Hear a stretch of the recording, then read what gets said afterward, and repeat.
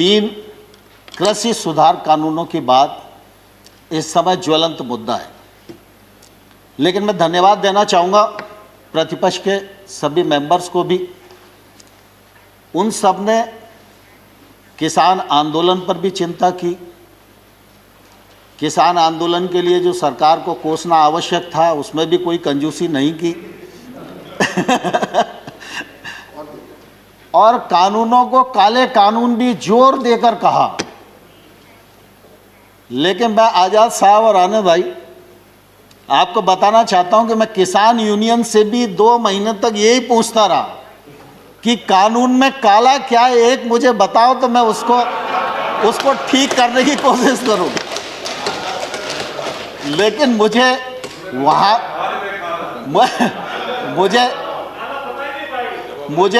वहाँ भी मालूम नहीं पड़ा। और जब प्रतिपक्ष के मेंबर्स ने भी, दीपेंद्र भाई आपका भी भाषण मैंने सुना, तो मैंने गौर से सुना कि कानून खराब है, कानून को रिपील कर दीजिए, वो हो ही जाएंगे और ऐसा वैसा सब लोगों ने अपनी बात की और करना भी चाहिए उन्हें। लेकिन कानून के प्रावधान को यह किसान के प्रतिकूल है, यह कम से कम किसी ने बताने की कोशिश नहीं की। कि जब ऑर्डिनेंस इशू हुए तो मैं प्राइम मिनिस्टर साहब को एक लेटर लिखा था जिसमें लिखा था कि ये किसानों के हक में नहीं है, इसके लिए इसको वापस लिया जाए। चलो उसका जवाब तो कोई नहीं आया, लेकिन उसके बाद जो हुआ वो आपके सामने है। जयराम से पूछो कौन। लेकिन मैं ये कहना चाहता हूँ कि अन्नदाता आज इस एजिटेशन पे बैठा है, बॉर्डरों पे बैठा है, लाखों की तादाद में बैठा है।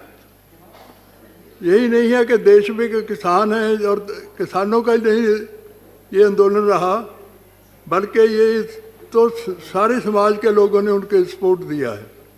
बल्कि उनको नहीं सपोर्ट दिया, बल्कि इंटरनेशनल लेवल पर जितनी इस एजिटेशन को सपोर्ट मिली है, शायद ही कभी किसी को, मंत्री दोनों प्लीज, शायद किसी ही एजिटेशन को मिली हो। तो मैं समझता हूँ कि जब ये लोग कहते हैं कि पंजाब का किसान को मिलता है, ये वो ही बैठा है।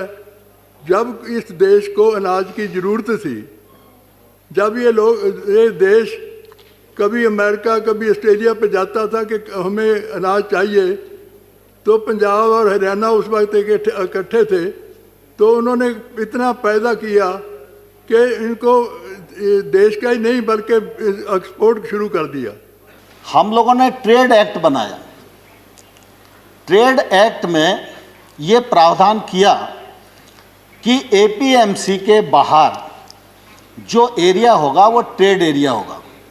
वो किसान का घर भी हो सकता है, वो किसान का वेयर हाउस भी हो सकता है, उसका खेत भी हो सकता है। कोई भी व्यक्ति किसी भी स्थान के लिए किसी भी कीमत पर किसान वहाँ से अपने उत्पादन को बेच सकने के लिए स्वतंत्र है। ये हमारा एक्ट इजाज़त देता है। एपीएमसी के बाहर अगर कोई ट्रेड होगा तो उस पर किसी भी प्रकार का ना तो राज्य का टैक्स लगेगा ना केंद्र का टैक्स लगेगा। अब एपीएमसी के भीतर राज्य सरकार का टैक्स है, एपीएमसी के बाहर केंद्र सरकार का एक्ट है। केंद्र सरकार का एक्ट टैक्स को खत्म करता है और राज्य सरकार का जो एक्ट है वो टैक्स देने के लिए बाध्य करता है। तो मैं आपके माध्यम से किसानों को भी पूछना चाहता हूं और विशेष रूप से पंजाब के किसानों को भी पूछना चाहता हूं।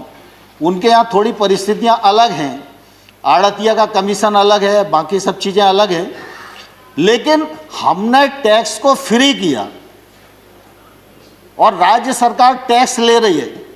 तो जो टैक्स ले रहा है और लगा रहा है और बढ़ा रहा है, आंदोलन उसके खिलाफ होना चाहिए या जो टैक्स फ्री कर रहा है उसके खिलाफ होना चाहिए? वो सरकार कहती है कि ये तो किसान के हक में है, लेकिन किसान कहता है ये हमारे खिलाफ है। तो किसान की बात माननी चाहिए। किसान ने अपनी ज़मीन खराब कर ली, पानी नीचे चला गया, लेकिन उनको इतना तो चाहिए कि उनकी मांग है जो पूरी की जाए। और अपोजिशन ने भी सारी ने उस वक्त कहा था जब ये पास हुआ कि इसको कमेटी के पास भेज दी जाए, ज्वाइंट बैठ कमेटी, के बात करें। लेकिन नहीं हुआ। लेकिन आज भी उसका ये है कि सारी अपोजिशन है वो एक जुबान से बोल रही है कि इनको वापस किए जाएं, लेकिन नहीं वापस हो रहे। खरीद में ट्रांसपेरेंसी आए, ई ट्रांजैक्शन बढ़े, किसान को वाजिब दाम मिले, इलेक्ट्रॉनिक ट्रेड बढ़े, इसके लिए 1000 मंडियों को इनाम मंडी के रूप में परिवर्तित किया और 1000 और अब कर देंगे, बजट में प्रावधान हो गया। इसी प्रकार से लगातार हमने कोशिश की है कि कृषक की आमदनी दोगुनी हो और किसानी का योगदान देश के जीडीपी में तीव्र गति से बढ़े। ये जो कृषि सुधार बिल हैं, ये बिल भी इसी दिशा में एक महत्वपूर्ण कदम है।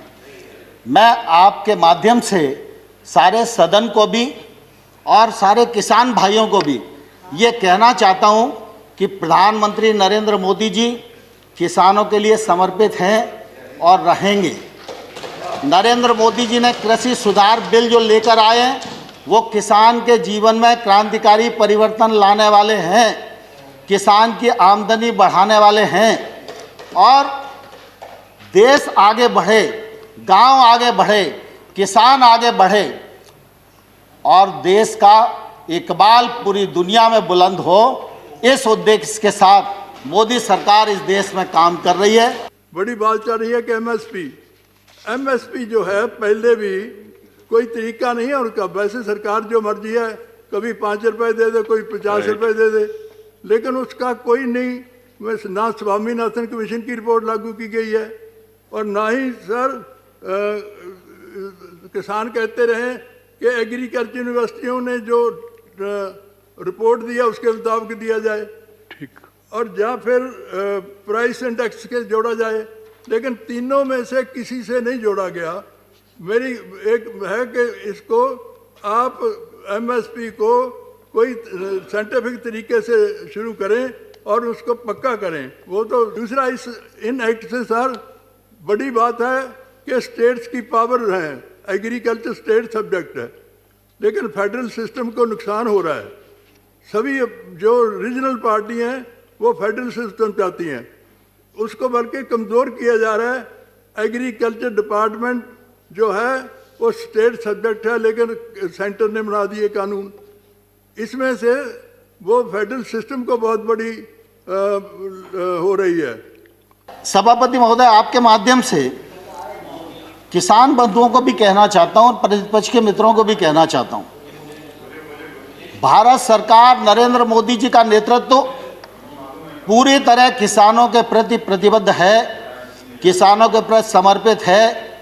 किसान आंदोलन के लिए हम लोगों ने लगातार उनको सम्मान देने की कोशिश की है, 12 बार ससम्मान बुलाकर बातचीत की है, एक शब्द भी हमने उनके बारे में इधर उधर नहीं बोला, संवेदनशीलता के साथ विचार किया है।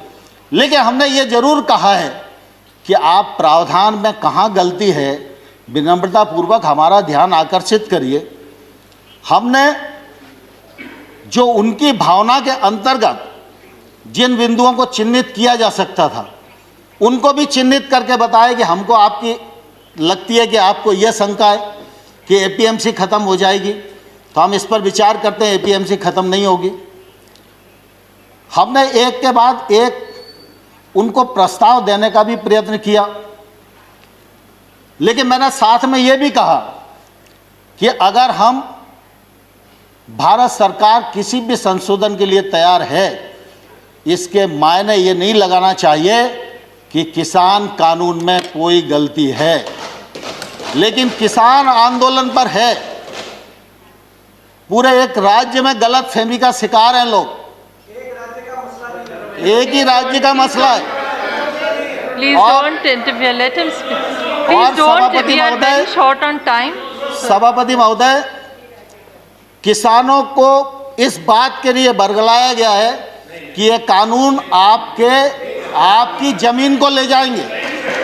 मैं कहता हूं कॉन्ट्रैक्ट फार्मिंग के एक्ट में कोई एक प्रावधान बताए, कोई एक प्रावधान बताए।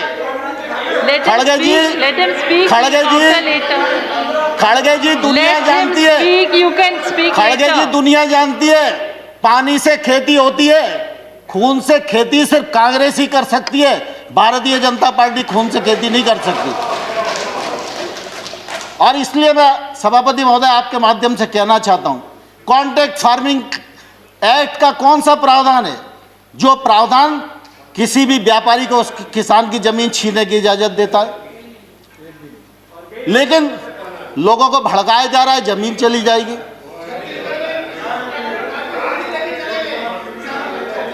No, please, no comments from either side. No comments, please. Let the honorable minister speak. जहां पर भी एक्ट में अगर कॉन्ट्रैक्ट फार्मिंग का प्रावधान किया है, कॉन्ट्रैक्ट मूल्य का प्रावधान किया है, कॉन्ट्रैक्ट मूल्य से फसल का मूल्य बढ़ेगा सीजन पर तो उसका बोनस के रूप में हिस्सा किसान को मिलेगा, ये प्रावधान किया गया है। और किसान इस एक्ट से कभी भी बाहर हो सकता है, व्यापारी कभी भी बिना पैसे दिए इस एक्ट से बाहर नहीं हो सकता। और मैं सभापति महोदय आपके माध्यम से कहना चाहता हूं, पंजाब सरकार का कॉन्ट्रैक्ट फार्मिंग एक्ट उठाइए, हरियाणा सरकार का कॉन्ट्रैक्ट फार्मिंग एक्ट उठाइए, और वो तो हुड्डा जी के समय ही पारित हुआ था। और आज अरे Please.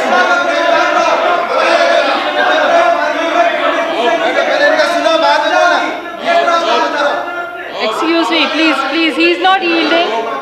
He is not yielding. So please. Dipendra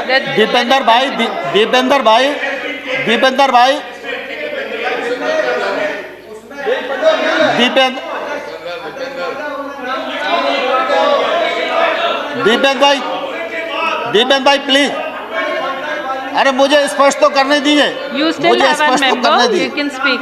He can reply नहीं later. नहीं, आपका नहीं लिया मैंने।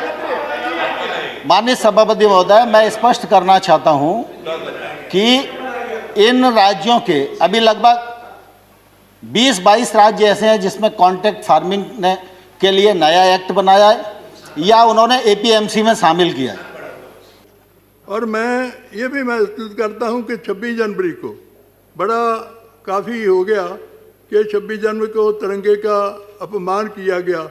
वैसे तो अपमान को हमने किसी को देखा नहीं होता, लेकिन मैं समझता हूँ कि जिन लोगों पर इल्ज़ाम लगाया जा रहा है, कभी उसको अतवादी, कभी देशद्रोही, कभी खालिस्तानी, कभी कुछ कहा जाता है, लेकिन उन्होंने ही सबसे ज़्यादा कुर्बानियाँ दी थी इस देश आज़ाद करने के लिए।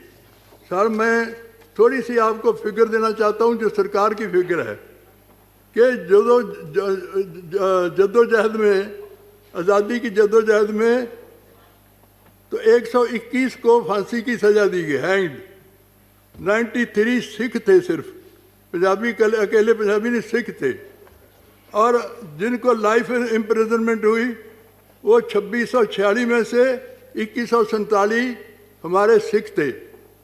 और जलियांवाला बाग में 1300 शहीद हुए, उसमें तो 799 800 हमारे थे। यही नहीं है, बजबज में मारे गए उसमें 113 में से 67 हमारे थे। और इसके अलावा जलियांवाला कूका मूवमेंट आई, 91 को मारा गया, शहीद किया गया, तो 91 की सभी के सब सिख थे। और अकाली मूवमेंट में 500 शहीद हुए, 500 के 500 सिख थे। इसलिए मैं समझता हूँ कि 4771 अगर को सजाएं मिली या शहीद हुए तो उसमें 3697 थे। तो मेरा मतलब कहने का है कि आज उनको कभी अतवादी कहा जाता है, कभी खालिस्तानी कहा जाता है, कभी वो ठीक है। मैं संजय जी को सुन रहा था, उसकी इंक्वायरी होनी चाहिए कि कौन लोग हैं जिन्होंने वहाँ पर गए लाल किले में और उसके पीछे कौन था, ये होना चाहिए सर।